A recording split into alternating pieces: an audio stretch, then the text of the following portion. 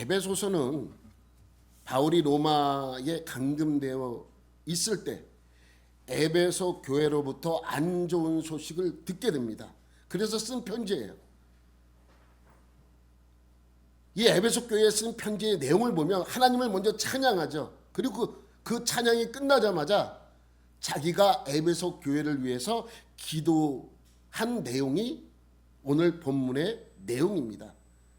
그런데 여러분, 그 기도의 내용은 분명히 에베소 교회의 안 좋은 부분들을 위하여 기도해야 하는 기도임에도 불구하고 전혀 그 내용에 포함되어 있지 않는 내용입니다.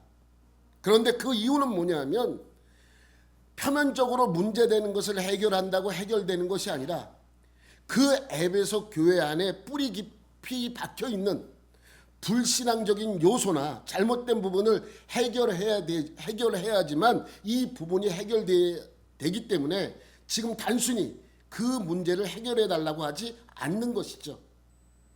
지금 에베소 교회는 이방인 교회와 유대인 교회가 갈등이 생겨서 분열이 생겼고 분열되어서 지금 이들은 서로 안 좋은 감정 속에서 살아가고 있습니다. 이 문제를 해결해 달라고 기도하지 않습니다. 또 교회가 잘못된 교사, 거짓 교사나 또 이단들의 침투로 말미암아 이들에게 가르치는 그것들이 빨리 끊어지게 해달라고 기도하지도 않습니다. 또 성도들이 여전히 죄 가운데 빠져 있는데 성과 악을 구별할 수 있게 해달라고 기도하지 않습니다. 전혀 다른 기도를 하고 있습니다. 그런데 전혀 다른 기도라기보다는 그렇게 된 근본 원인을 해결하기를 원했던 기도의 내용들이죠.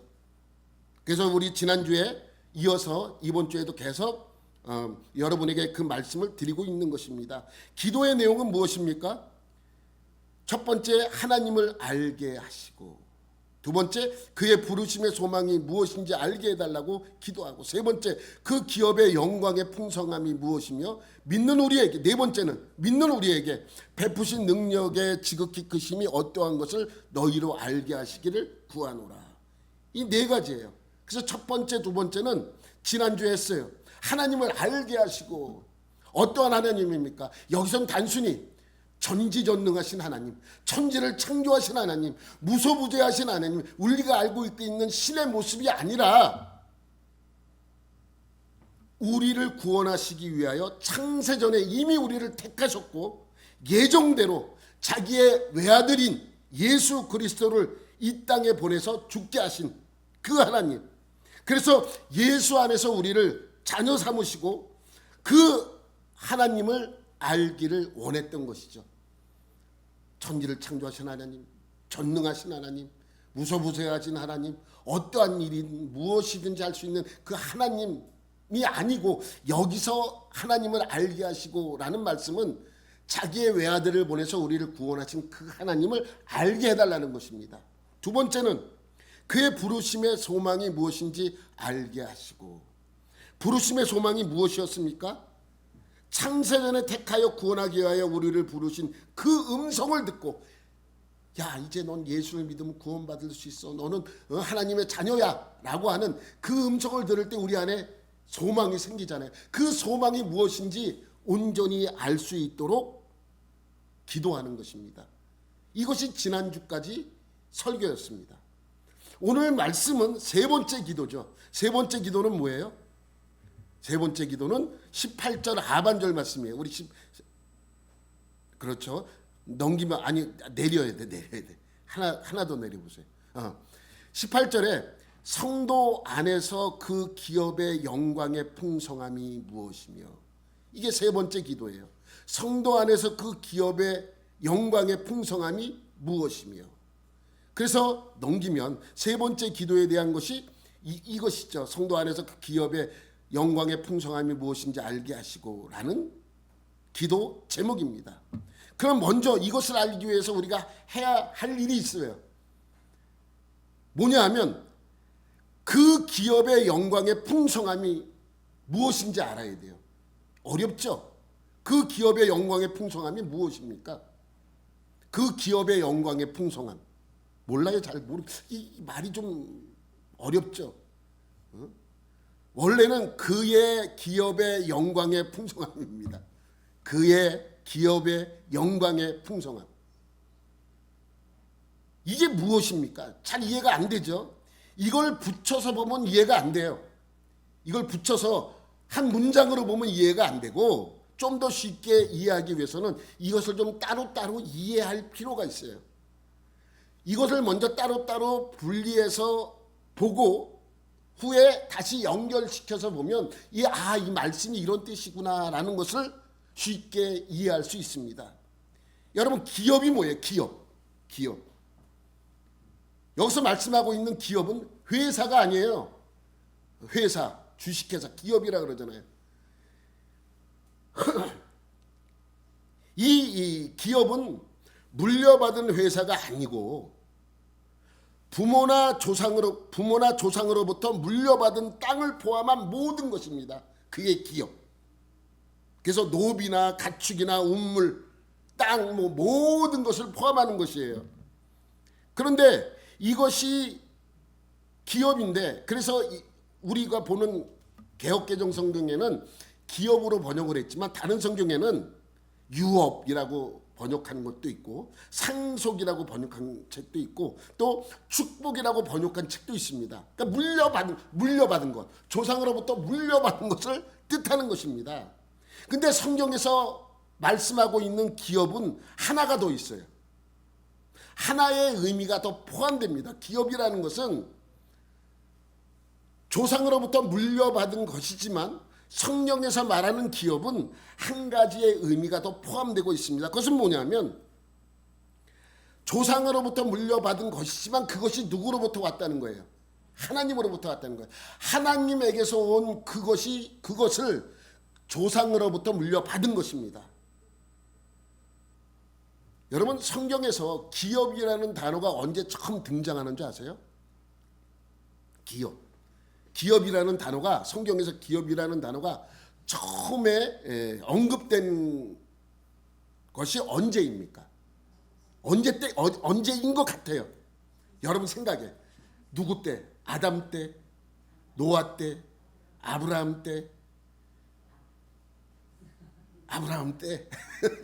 아브라함 때가 맞아요. 아브라함 때. 여러분, 하나님께서 아브라함과 몇 번의 언약을 맺습니까? 몇 번의 언약을 맺어요? 몇 번? 3번 맞아. 3번 언약을 해요. 하나님께서.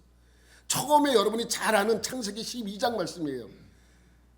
하나님께서는 아브라함에게 뭐라고 말씀하시냐면 너는 너의 고향과 친척과 아버지 집을 떠나가라 말씀하십니다.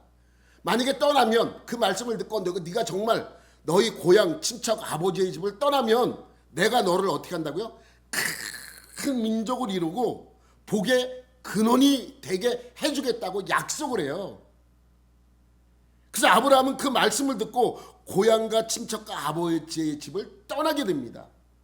그게 첫 번째 언약이에요. 12장. 그리고 두 번째 언약은 창세기 15장에 나옵니다. 첫 번째 언약에 너로 무슨 민족을 하겠다고요? 큰 민족을 만들어 주겠다고요. 큰 민족. 근데 15장까지 왔는데, 나이가 들었는데, 아니 큰 민족을 만들어 주신 그 하나님께서 약속하신 그 약속이 이루어지지 않는 거예요. 아니 큰 민족은커녕 한 명도 없어. 아들이, 자녀가 한 명도 없어.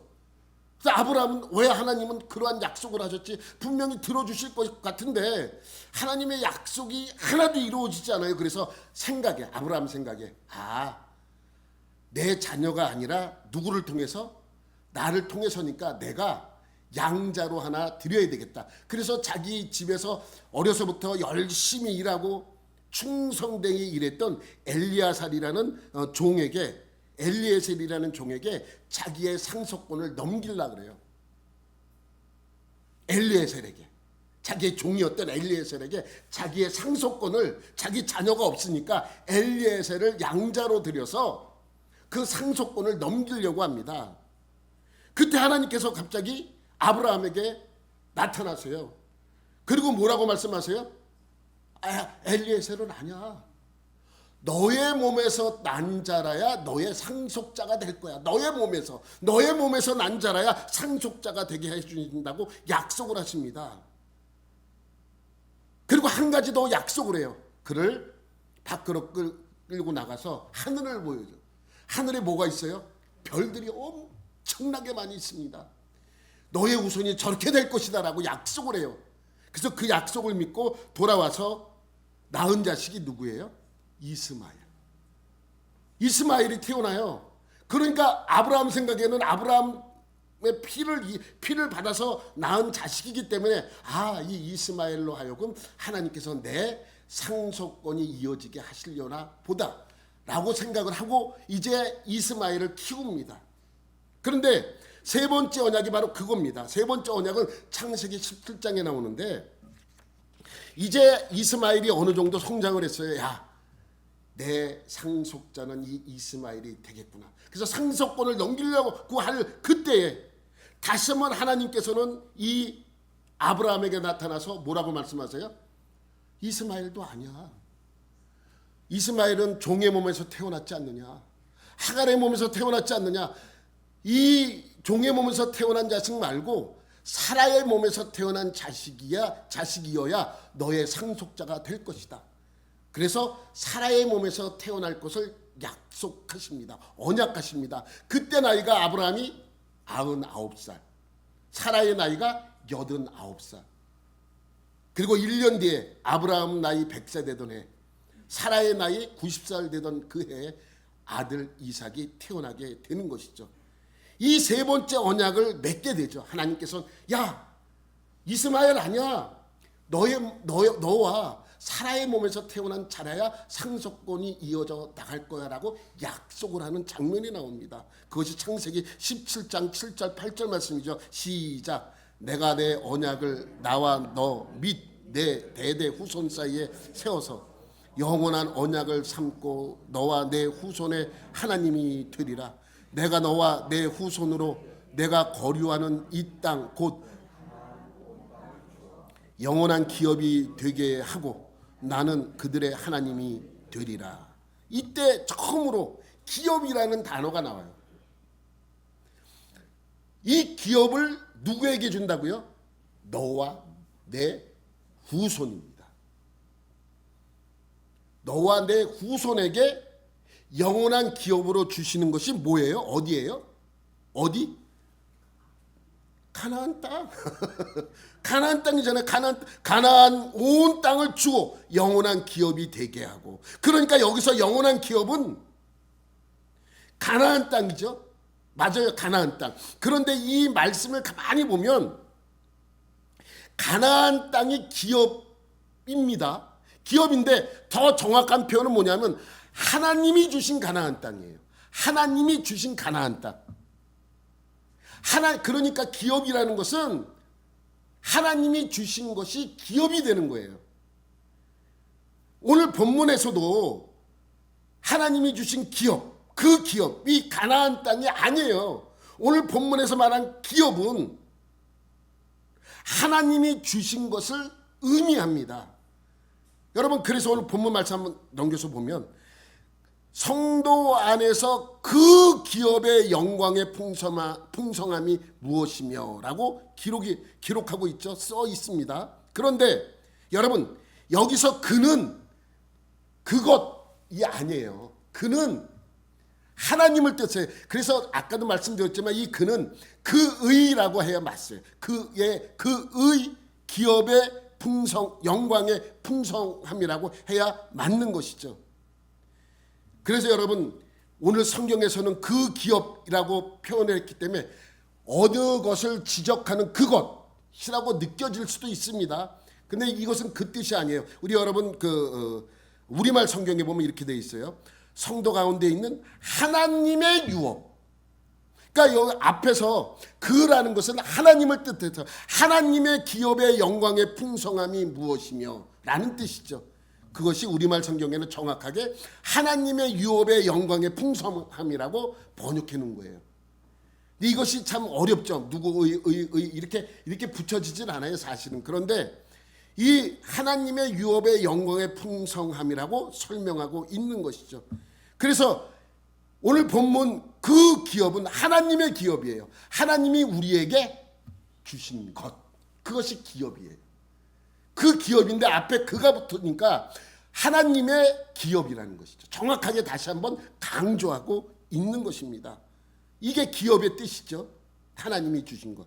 그럼 영광은 무엇입니까? 영광. 영광스러워, 이런 얘기를 가끔 우리가 듣죠. 영광은, 영은 영화로울 영이고 광은 빛, 광이에요. 그러니까 말 그대로 빛나는 것을 말하는, 빛나는 것. 여러분 보세요. 믿음 좋은 그리스도인이 큰 상을 받아요. 그래서 사람들이 물어보죠. 소감을 막 물어봅니다. 그럼 믿음 좋은 분들이니까 처음에 뭐라고 얘기해요? 이 영광을 하나님께 돌립니다. 근데 그 영광이 뭐예요? 영광. 내가 상을 받잖아요. 그럼 누가 빛나요 지금? 내가 상을 받아. 누가 빛나? 내가 상을 받아. 내가 지금 상을 받아요. 누가 빛나요 지금? 내가 빛나잖아요. 내가 상을 받으니까. 내가 어떠한 상을 받아요? 그럼 내가 빛나는 거예요. 내가 빛나고 있으니까 받는 사람이 이 모든 영광을 하나님께 돌립니다라고 하는 그 말 속에는 어떠한 의미가 담겨져 있냐면, 내가 지금 큰 상을 받아 내가 빛나고 있지만 나를 빛나게 하신 분은 누구다? 하나님이다라는 뜻이에요. 또는 내가 지금 상을 받아 내가 이렇게 빛나고 있지만 영원히 빛날 분은 내가 아니고 하나님이십니다라는 고백이 그 안에 담겨져 있는 거예요. 내가 상을 받으니까 내가 빛나잖아요. 내가 빛나는 것은 내 힘이 아니라는 신앙 고백이죠. 여러분 또 이런 경우도 있죠. 어떤 분이 좋은 곳에 초대를 받았어. 아주 뭐 대단한 그 자리에 초대를 받았어. 그래서 이런 표현을 합니다. 영광스러운 자리에 불러주셔서 감사합니다. 내가 그 자리에 참석하는 것만으로 나는 뭐 하는 거예요? 빛나는 거예요. 내가 드러나는 것이죠. 빛나는 것이죠. 여러분 좀 쉽게 표현하겠습니다. 세계적으로 유명한 영화인들에게 유명한 상이 있어요. 그래서 칸 영화제라든지 오스카 시상식이라든지 아카데미 시상식 같은 거는 아주 영화인들에게는 아주 대단한 상이에요. 어느 날 우리나라 어떤 영화가 칸 영화제에 초대받아 상영하게 된다고 생각을 해보십시오.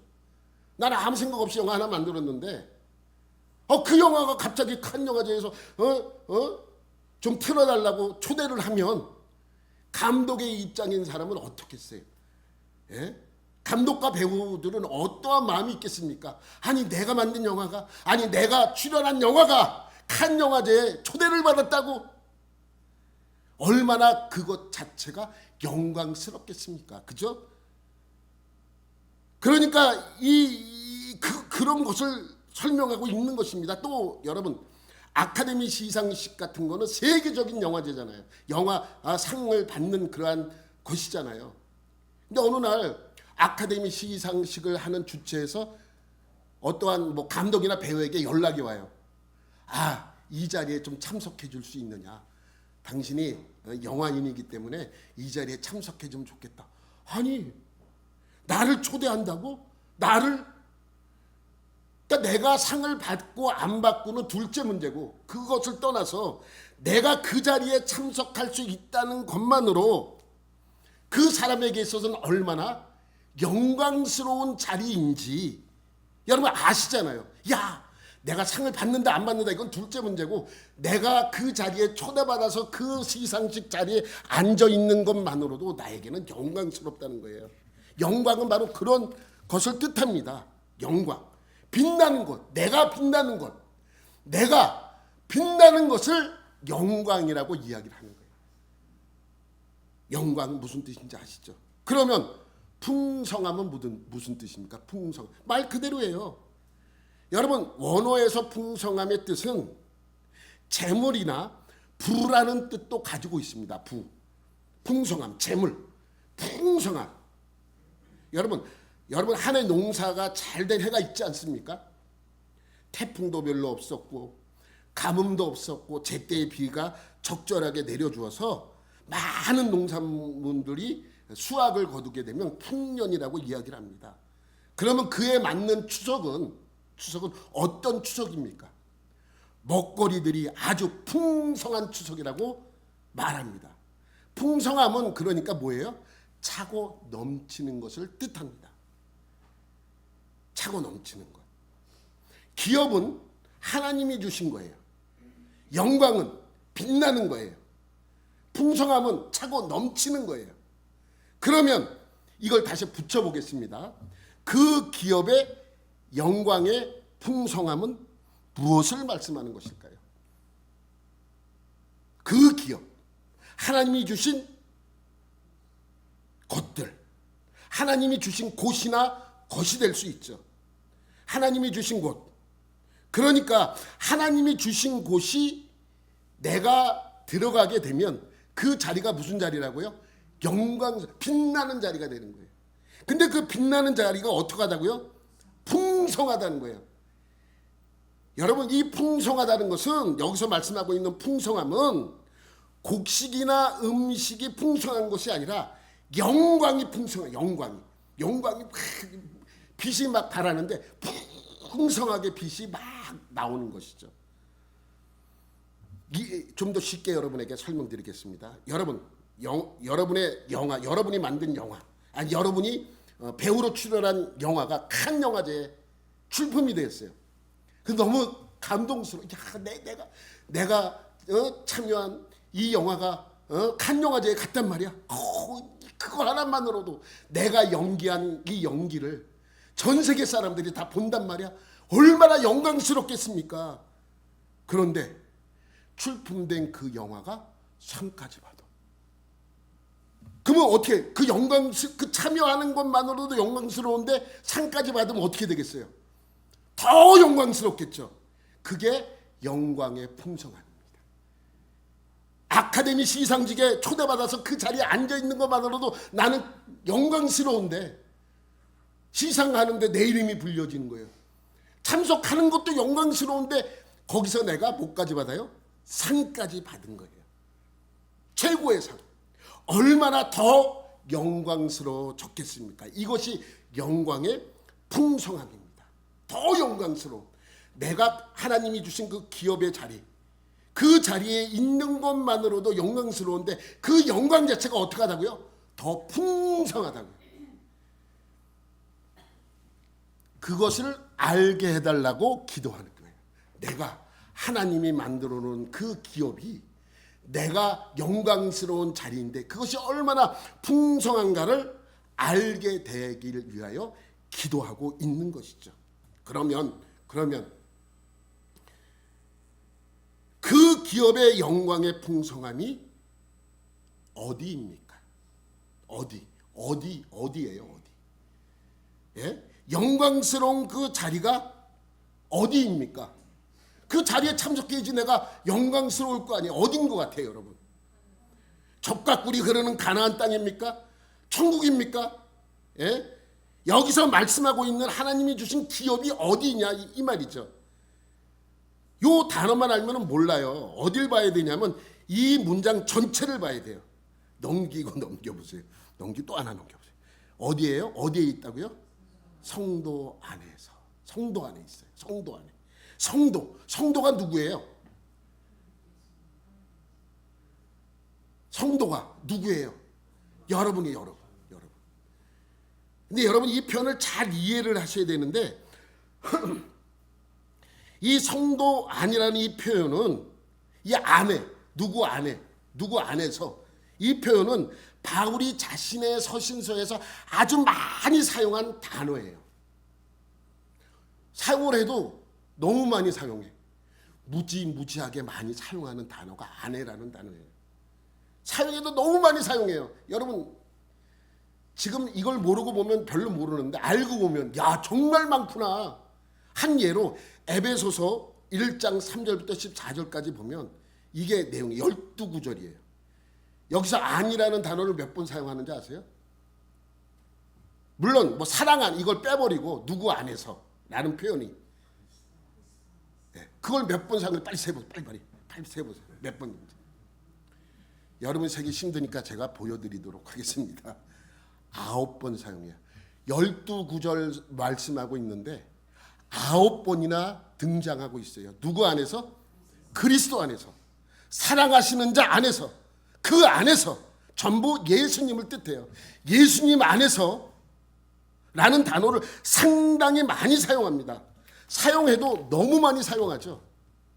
너무 많이 사용합니다. 그리스도 안에서는 우리가 다 아는 단어지만 그가 사랑하시는 자 안에서도 예수님 안에서입니다. 또 밑에서 보면 그 안에서라는 단어가 있어요. 그 안에서. 예수님 안에서를 뜻합니다. 그러니까 지금 우리가 에베소서 1장 3절부터 14절까지만 봐도 이렇게 많은데 이 사도 바울이 쓴 서신서 전체를 보면 엄청나게 많은 단어들이 바로 이 단어라는 거예요. 누구 안에서? 예수님 안에서, 그리스도 안에서, 예수 그리스도 안에서, 그가 사랑하시는 자 안에서, 그 안에서라는 이 단어가 나와도 너무 많이 나온다는 것이죠. 그러면 바울이 그리스도 안에서라는 표현을 얼마나 많이 사용하는가 이걸 보면 알 수 있는데 그만큼 예수 안에서 살아가는 것이 뭐하다? 중요하다는 의미가 담겨져 있는 것입니다. 근데 오늘 본문에는 누구 안에서예요? 성도 안에서예요. 사도 바울이 13권의 서신서를 썼는데 성도 안에서라는 단어를 몇 번 언급하시는지 아십니까? 성도 안에서. 거의 사용하지 않아요. 딱 한 번 사용해요. 여기서. 다른 모든 곳에서 그리스도 안에서, 그 안에서, 사랑하시는 자 안에서라는 표현을 계속 쓰는데 성도 안에서라는 단어는 딱 여기서 한 번 씁니다. 그러니까 이 표현은 습관적으로 쓴 것이 아니라 무슨 중요한 의미가 담겨져 있다는 것을 알 수 있습니다. 여기서 성도는 한 개인, 여러분 저는 성도입니다. 여러분들도 성도예요. 근데 나나 여러분을 뜻하는 한 개인을 뜻하는 게 아닙니다. 여러분 이 단어는 상당히 중요한 단어로 사용이 돼요. 근데 이 단어는 한 사람을 뜻하는 것이 아니라 두 사람 이상을 뜻하는 거예요. 그래서 헬라어 성경이나 영어 성경을 보면 단수로 되어 있지 않아요. 복수로 되어 있어요. 근데 우리 성경에는 성도 안에서 그러니까 꼭 나나 여러분 개인을 뜻하는 것처럼 느껴지기도 합니다. 이 단어가 상당히 중요합니다. 왜냐하면 이 단어는 우리에게 한 공동체를 제시해주는 단어이기 때문입니다. 여러분, 한 사람은 교회가 될 수 없습니다. 혼자서 교회가 될 수 없습니다. 교회는요, 두세 사람이 예수님의 이름으로 모인 곳이 교회예요. 한 사람이 교회가 될 수 없다는 것은 아주 중요한 의미가 담겨져 있는데, 그래서 오늘 표현도 성도 안에서라는 이 표현은 교회 안에 있는 성도들을 뜻하는 거예요. 그래서 성도들 안에서라고 해야 더 정확한 표현인 것이죠. 그러면 성도들 안은 어디예요? 성도들 안은 어디예요? 여러분, 이게 성도예요.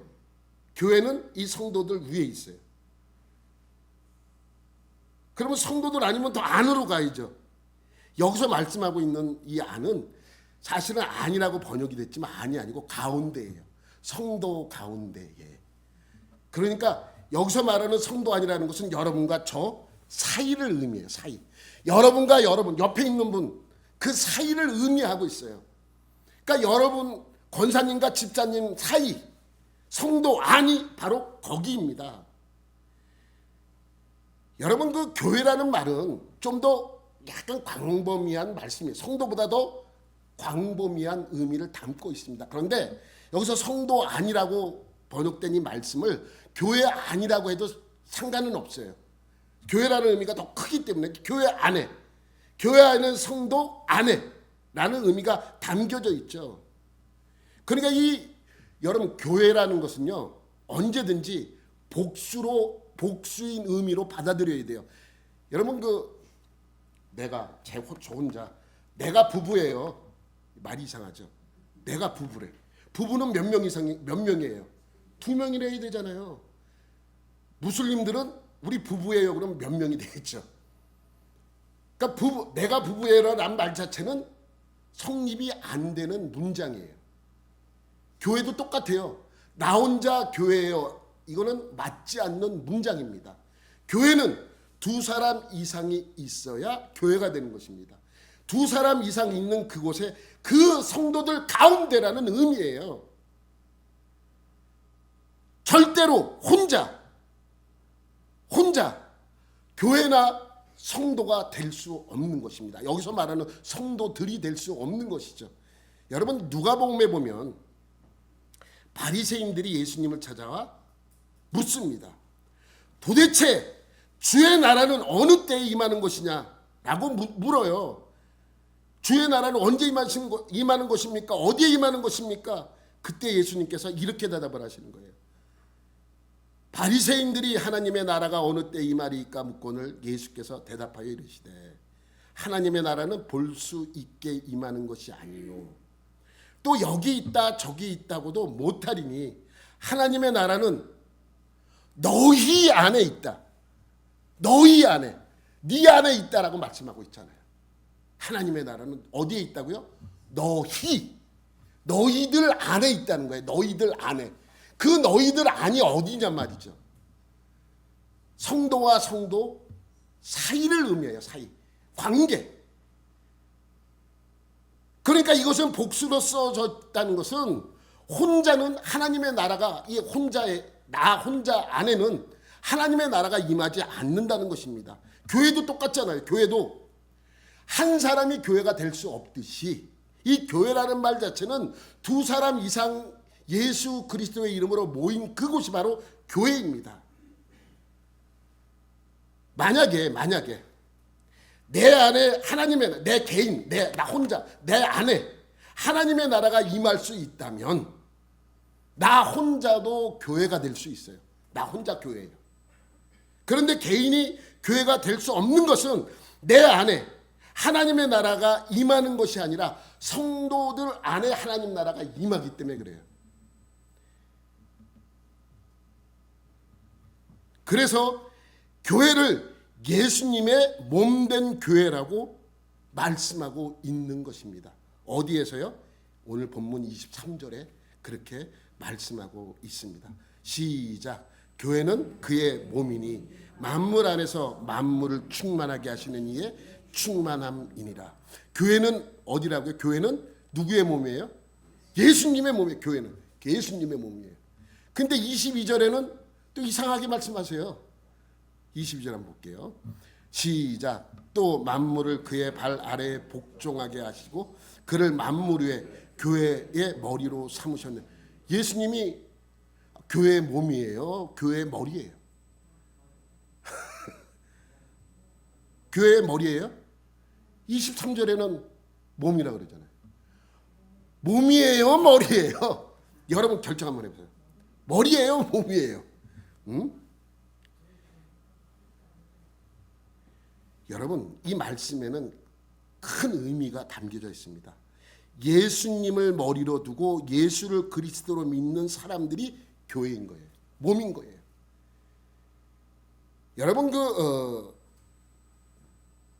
예수를 그리스도로 믿는 교회의 성도들 안에 우리 안에 이 안에 하나님이 주신 기업이 얼마나 영광스럽고 풍성한지 알게 해달라고 기도하고 있는 것입니다.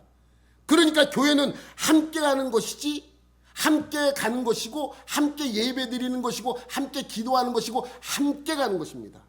여러분 예전에 지금은 그런 사람이 없는데 우리나라 처음에 기독교가 들어와서 어떤 주의자들이 생겼냐면 무교회주의자들이 생겼어요. 무교회주의자. 나는 예수를 믿어. 근데 나 혼자 믿는 거예요. 교회도 안 나가. 지금은 거의 사라졌죠. 함석헌 선생도 무교회주의자예요. 잘 아는 아주 대표적인 인물이죠. 그러니까 똑같은 거예요. 나 혼자. 나는 부부야. 라고 하면 말이 안 되는 것처럼 무교회자들이 혼자 나는 예배드리고 나 혼자 교회가 되고 나 혼자 신앙생활하고 나 혼자 이러한 것을 체험한다고 하는 것은 사실 교회는 온전히 성립되어지지 않는 용어인 것입니다. 여러분 코로나 이후에 교회들은 너도 나도 유튜브로 생방송으로 방송을 합니다. 그러니까 교인들이 그 당시 교회에 나오지 않고 유튜브나 생방송을 통해서 예배를 드리게 됐죠. 너무 편해요. 대충 씻고 나가서 그냥 컴퓨터 앞에만 앉으면 핸드폰만 보면 예배를 드릴 수 있으니까 얼마나 편합니까? 그러니까 코로나 시대가 끝났음에도 불구하고 그것이 너무 편하니까 그 이후에도 여전히 집에서 혼자 유튜브나 생방송을 보면서 예배를 드리는 분들이 계십니다. 여러분 그런 예배는 하나님이 원하는 예배가 아닙니다. 물론 방송을 통해서 예배 드릴 필요성이 없진 않아요.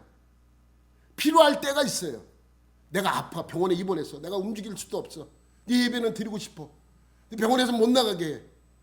그럴 땐 생방송으로 그냥 방송으로 예배를 드릴 수도 있죠. 또 출장 가 있어. 멀리 갔어. 주변에 뭐가 없어요. 교회가 없어. 그 여기 지리도 잘 몰라. 차도 없어. 그럼 어떻게 해요? 그럼 그때는 어쩔 수 없이 방송으로 드릴 수밖에 없죠. 또 외국에 나서 살게 됐는데 주변에 한국 사람들이 모이는 데도 없고 또 외국인 교회는 있는데 내가 외국말을 못해. 그럼 어쩔 수 없이 생방송으로 할 때도 있어요. 그럴 때가 있어요.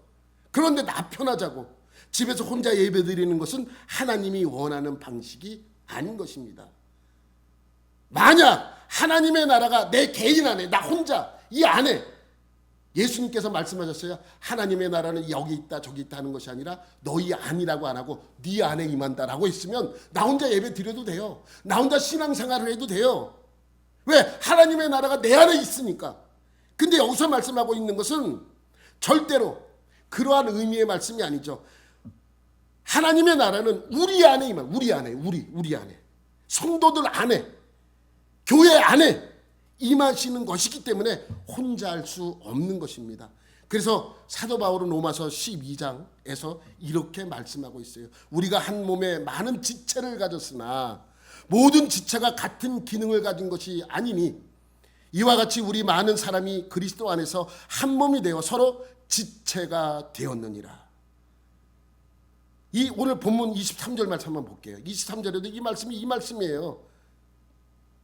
또 교회는 그의 몸이니 만물 안에서 만물에 충만하게 하시는 이의 충만함이니라. 교회는 그의 몸이에요. 그 몸은 많은 지체를 가졌어요. 그 지체가 누구예요? 우리 성도들이에요. 성도들. 네? 여러분 보세요.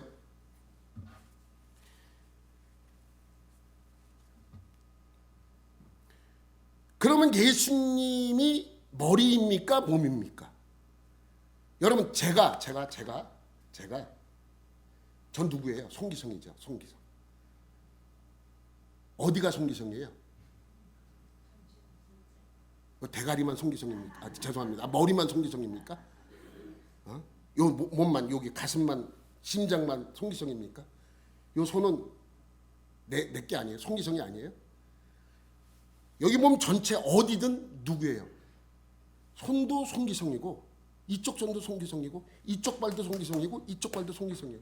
물론 머리도 송기성이지만 내 몸도 송기성입니다. 전부 송기성이죠. 교회에 어디가 예수님입니까? 이 전부가 예수님이에요. 예수님이 머리라고 했지 않냐? 이 앞부분만 예수님 아니죠. 전부 예수님입니다. 그래서 교회를 예수님의 몸된 교회라고 하는 겁니다.